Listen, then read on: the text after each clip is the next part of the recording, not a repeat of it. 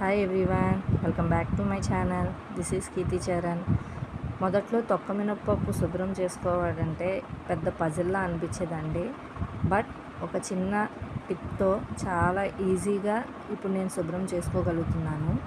అదేంటంటే, మనం నానబెట్టుకున్న పప్పుని చేత్తో బాగా మెదుపుకుంటే పప్పు అంతా ఫస్ట్ వాటర్లోకి తొక్కంతా వచ్చేస్తుంది. ఆ వచ్చేసిన తొక్కని ఇప్పుడు నేను చూపించిన 2 విధాలుగా గాలించుకున్నామంటే తొక్కంతా కూడా 5 మినిట్స్లో వచ్చేస్తుందండి. మొత్తం తొక్కంతా తీసేయకుండా కొంచెం తొక్కని మనం పప్పులో వదిలేసామంటే మనకి ఫైబర్ కంటెంట్ అనేది అందుతుంది. హెల్త్కి కూడా చాలా మంచి బెనిఫిట్స్ ఉంటాయి. దీన్ని ఇడ్లీ కింద కానీ నెక్స్ట్ దోశ కింద కానీ మనం వేసుకోవచ్చు.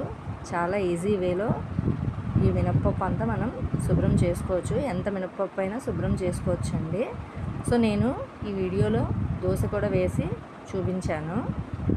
మీకు నేను క్లీన్ చేసే విధానం నచ్చితే ప్లీజ్ లైక్ చేయండి, షేర్ చేయండి అండ్ సబ్స్క్రైబ్ చేసుకోండి. Thank you for watching.